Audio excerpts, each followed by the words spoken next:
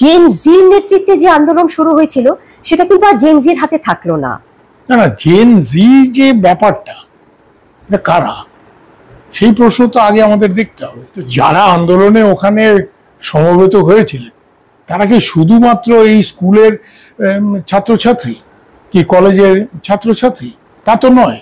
সেখানে প্রচুর রাজনৈতিক কর্মী, বিভিন্ন দলের লোকজনও উপস্থিত ছিল যারা এই আন্দোলনে সামিল হয়েছে।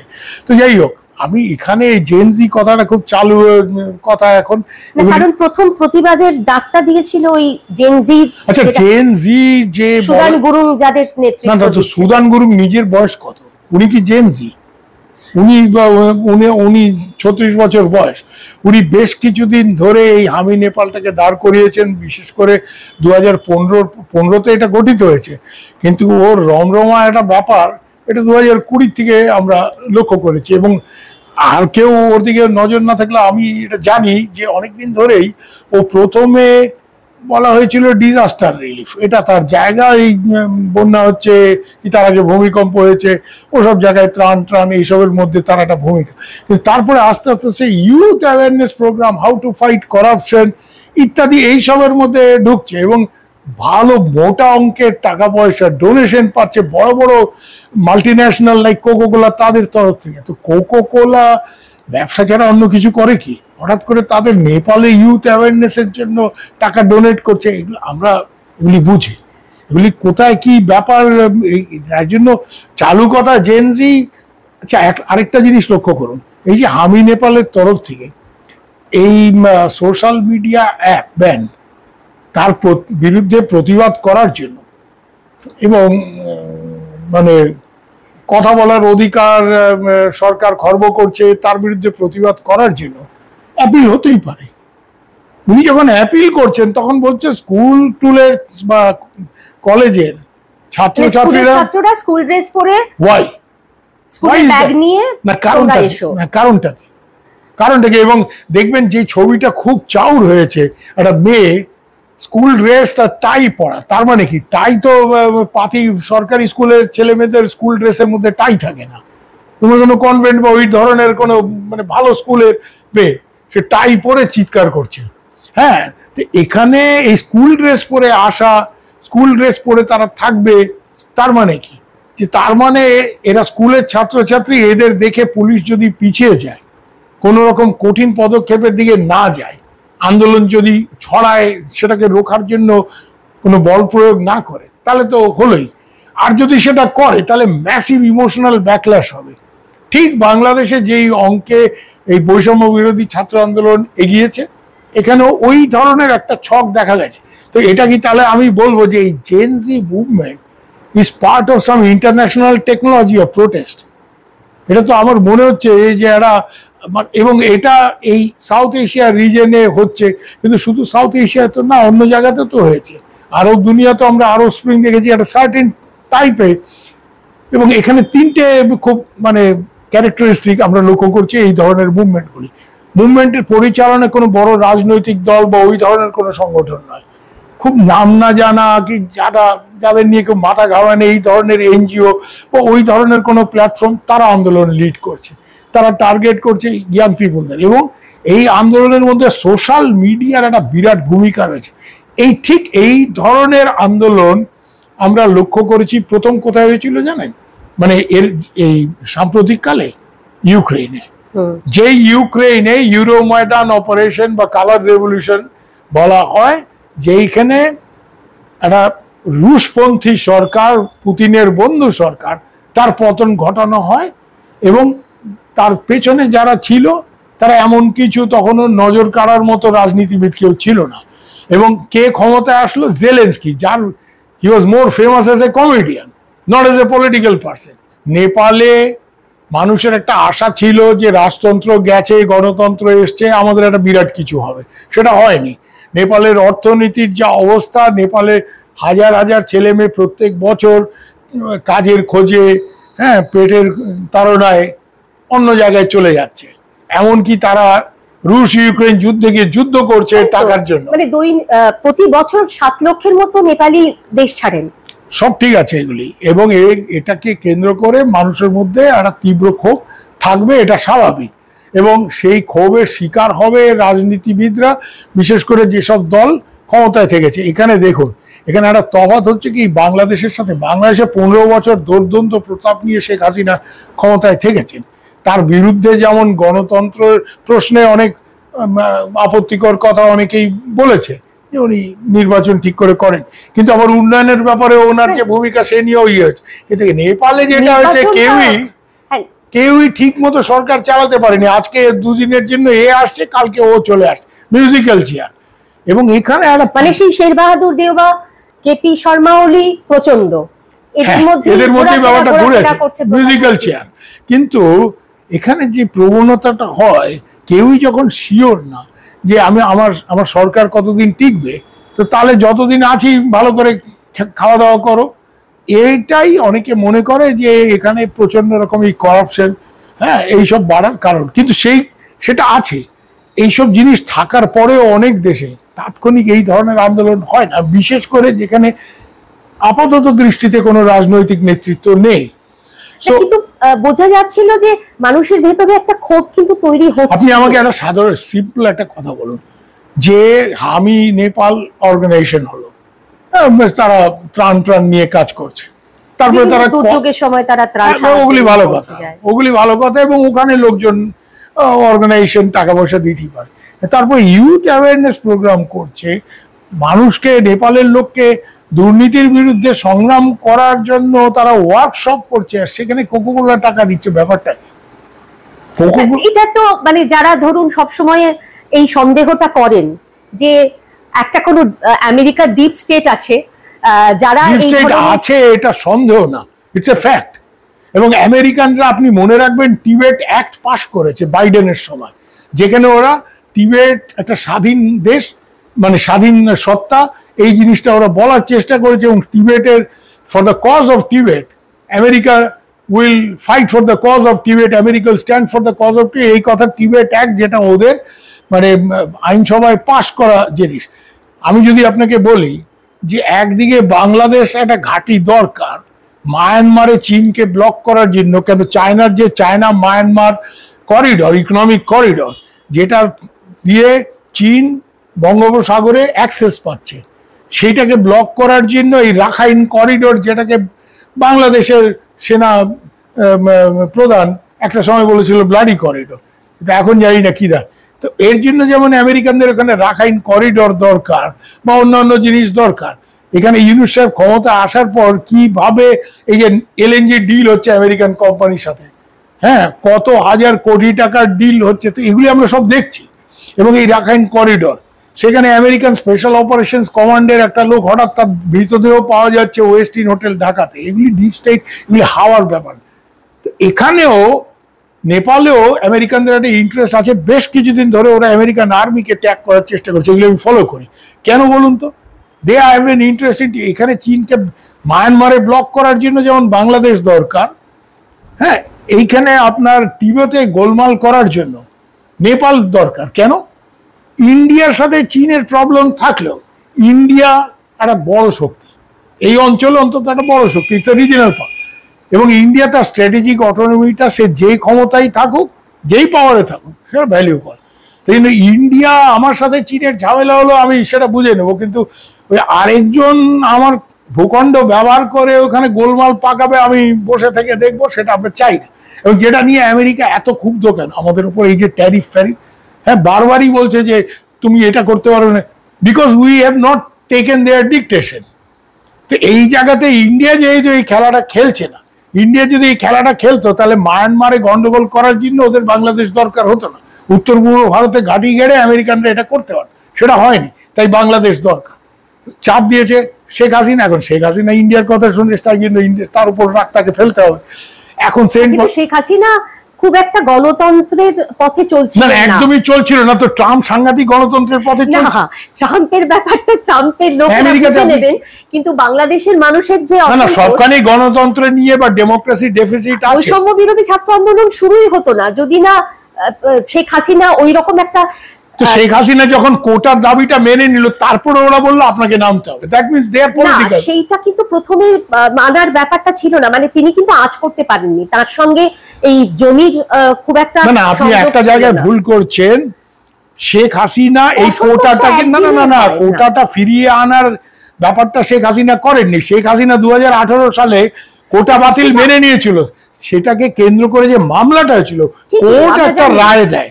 কোর্ট একটা রায় দেওয়ার পরে শেখ হাসিনা সরকার তৎক্ষণাৎ কি করবে এটা ঠিক করতে পারেনি। শেখ হাসিনা চীন সফরে গিয়েছিলেন, তো আসার পর যখন আলোচনা হলো উনি বললেন যে আমি এই কোটার পক্ষে নয়, আমার সরকার এই কোটার বিরুদ্ধে অ্যাপিল করবে, তোমরা ধৈর্য ধরো, আদালতের রায়ের অপেক্ষা করো। তখন এরা কি বললো, এটা তো না এটা তো এই নাহিদ ইসলাম নিজেই বলেছে যে আমরা তখন একটা সংকটে পড়লাম যে উনি তো আমাদের দাবি মেনে নিচ্ছেন, তাহলে এমন একটা দাবি করতে হবে যেটা উনি মানতে পারেন না। সেই দাবিটা কি, আপনাকে সরকার থেকে যেতে হবে। তো এটা কি নন পলিটিক্যাল নাকি? না, কিন্তু নির্বাচন যেটা হয়েছিল সেটা কি আপনার মনে হয় যে সুষ্ঠু নির্বাচন, গণতান্ত্রিক নির্বাচন? শেখ হাসিনা গণতান্ত্রিক নির্বাচন করেনি, ইউনূস সাহেব তো নির্বাচনই করছেন না।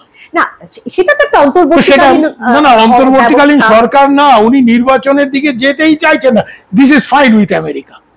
না ঠিক আছে, কিন্তু ওখানকার মানুষ কি চাইছেন সেটাই সবচেয়ে বড় কথা।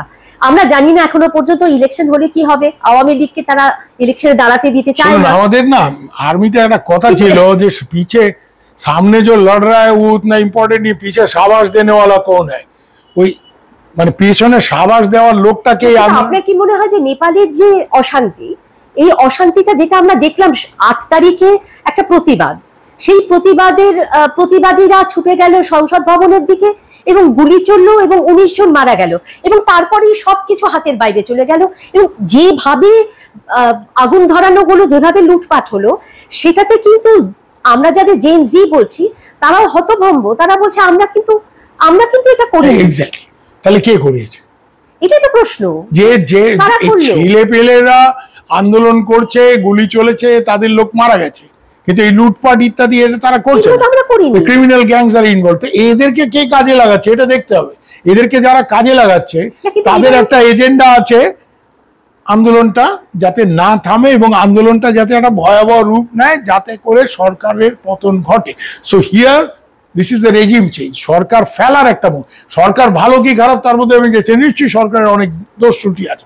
শেখ হাসিনার ক্ষেত্রেও ছিল, মহিন্দা রাজাপাকসের ক্ষেত্রেও ছিল, অলির ক্ষেত্রেও সেটা আছে, কি নেপালের অন্য যে সরকার হয়েছে তা আছে। আপনার যদি দুর্বলতা না থাকে বাইরের শক্তি এসে দুম করে একটা কিছু করে ফেলতে পারে না, সেটা আমি মানছি, কিন্তু বাইরের শক্তি এখানে নেই। এরা হঠাৎ করে শুধুমাত্র একটা অর্গানিক মুভমেন্ট হয়েছে, I also don't believe that. এখানে একটা অন্য লার্জ পাওয়ার প্লে আছে। মজার ব্যাপারটা কি জানেন, যে তিনটে যে রাষ্ট্রপতি কি, রাষ্ট্রপতির নিজেরই অবস্থা খারাপ, আর রাষ্ট্রপতি এখন নির্ভর করছে মূলত সেনাবাহিনী প্রধানের উপর, যেটা বাংলাদেশেও শাহাবুদ্দিন চুপ্পু সাহেব সেনাবাহিনীর দিকে তাকিয়ে আছে।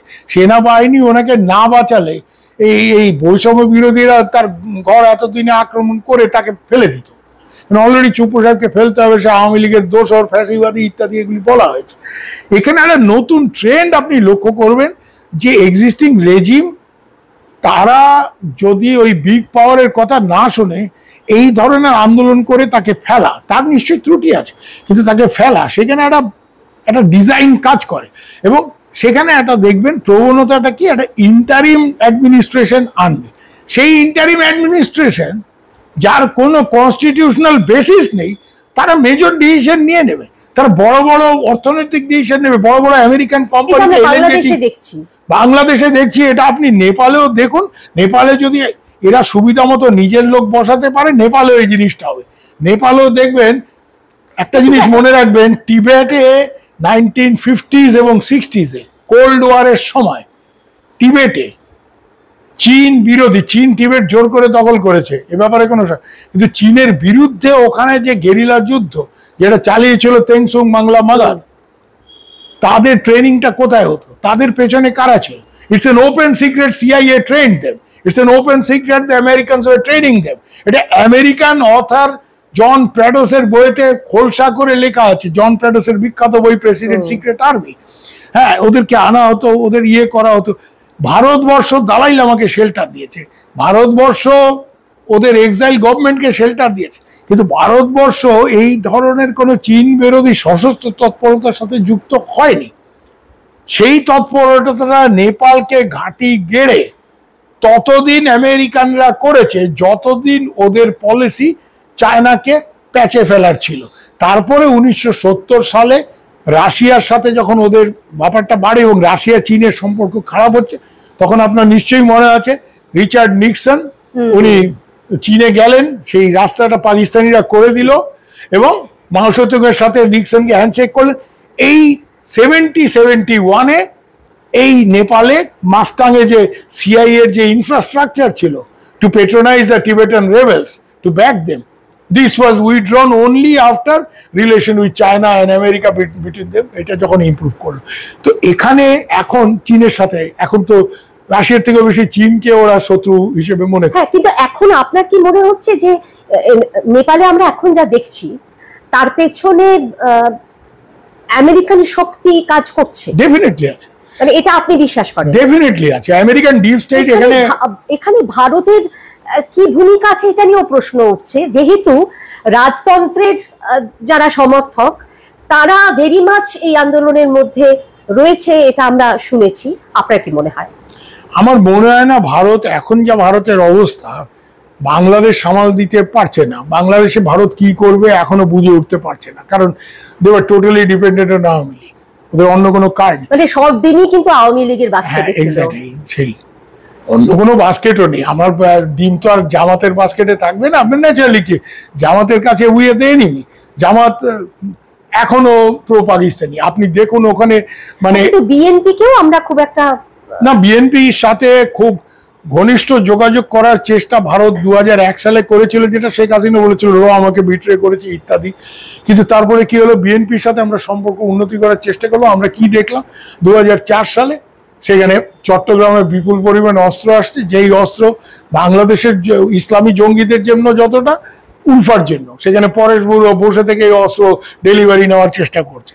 হ্যাঁ, তো তারপরে ভারতে চৈতন্য হলো যে আরে বিএনপি তো ঠিক, আমরা বন্ধুত্ব করার চেষ্টা করি। এখন কিন্তু ভারতের পরিস্থিতিটা বেশ মানে নড়বড়ে, নড়বড়ে, এবং এরকম একটা নড়বড়ে পরিস্থিতিতে ভারত নেপালে আবার নতুন করে একটা কিছু গোলযোগ পাকাবে, সেই মানে মানে ভারতের বোধহয় উচিত নয়, না উচিত না, এটা করার আমাদের নেই। আর যারা ওই রাজতন্ত্রের আন্দোলন, শুধু ভারতের এখানে একটা ব্যাপার, Bharat officially being a democracy, ভারতের সরকার যেহেতু একটা হিন্দুত্ববাদী সরকার, নরেন্দ্র মোদী যেহেতু প্রধানমন্ত্রী, সেহেতু না, হিন্দুত্ববাদী সরকার তো গণতন্ত্র বিরোধী না, তারা রাজতন্ত্রের পক্ষে। যেহেতু তাদের মধ্যে কিছু লোকজন আছে এই ইন্ডিয়া টাইপের কিছু লোক, যারা কিছুদিন কংগ্রেসে ছিল তারপরে এখন বিজেপিতে, ওদের হয়তো রাজতন্ত্র নিয়ে একটা ব্যাপার থাকতে পারে, ওদের আত্মীয়তা আছে নেপালের রাজবংশের সাথে, সিন্ধিয়াদের ইন্টার ম্যারেজ অমুক্ত।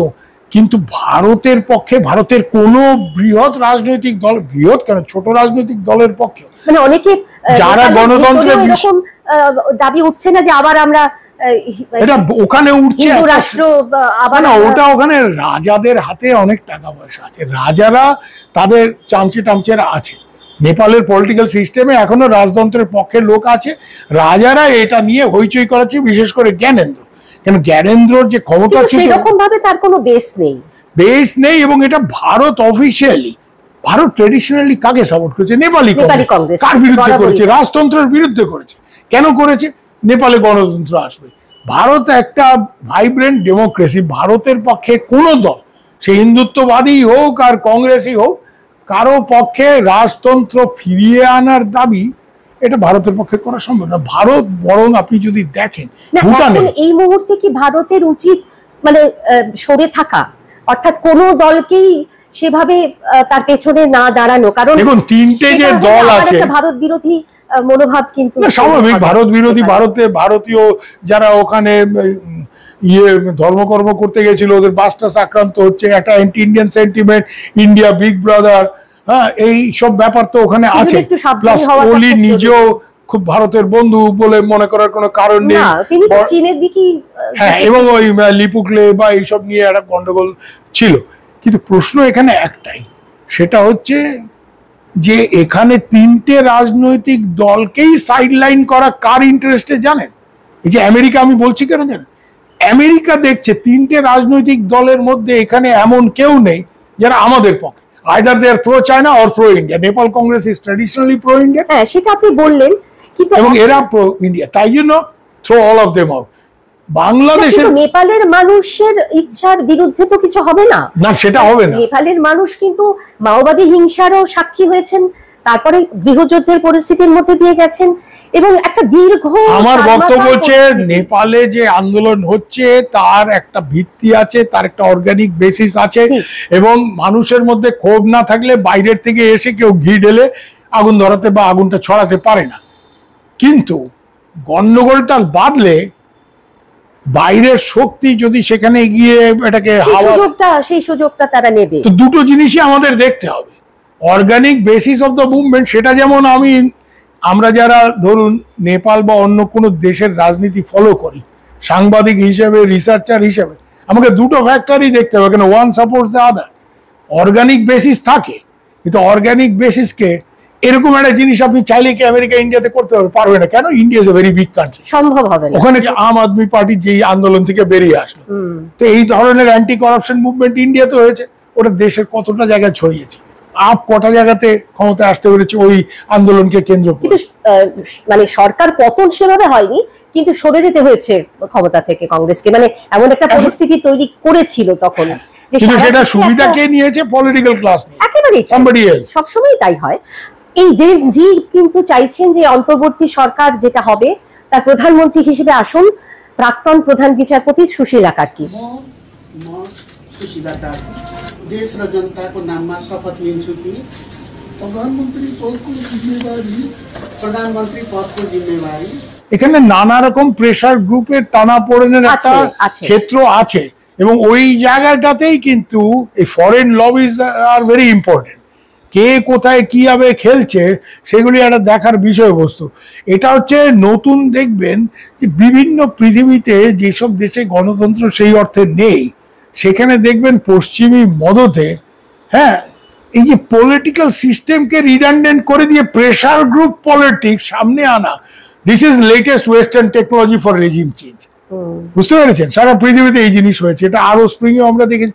আজকে রেজিম চেঞ্জ, আজকে সিরিয়াতে খুব খারাপ লোক ছিল আসাদরা, বাশার আল আসাদ কি তার ইয়ে, এখন যেই লোকটা ওখানে প্রেসিডেন্ট হয়েছে সে আল কায়দার মাথা কাটা কমান্ডার ছিল না, তাকে তো আমেরিকা গণতন্ত্রের একেবারে প্রতিরূপ বলে বলছে, সেটা আমাকে মেনে নিতে হবে। আমেরিকা যাকে গণতন্ত্রের প্রতিরূপ বলবে, এগুলি তাদের পলিটিক্যাল ইন্টারেস্টে তারা এইসব খেলা খেলে। হ্যাঁ, এগুলি চোখ বন্ধ করে এই ধরনের এই ওয়েস্টার্ন বা আমেরিকান মানে এই যে মানে ইয়ে কি বলে। কিন্তু এখন এই মুহূর্তে দাঁড়িয়ে আপনার কি মনে হচ্ছে যে নেপালে একটা পলিটিক্যাল ভয়েড তো তৈরি হয়েছে, একটা ভ্যাকুয়াম তৈরি হয়েছে, সিরিয়াস ভ্যাকুয়াম তৈরি হয়েছে, যেই ভ্যাকুয়ামে নানা রকম প্রেসার গ্রুপ, নানা রকম ইন্টারেস্ট গ্রুপস তারা খেলাধুলো করছে। হ্যাঁ, আমি এটা মনে করি রাজতন্ত্রের পক্ষে যারা ছিল, রাজাও এই খেলা, কিন্তু রাজা খুব একটা সুবিধা হচ্ছেন, বিকজ জেনজির মুভমেন্টের যে স্পিরিটটা ছিল, it was not pro monarchy, not at all. Pro monarchy movement April মাসে হুম হাম যেটা হয়েছিল, সেটা এইভাবে ব্যাপারটা কোনো তুলনা চলে না।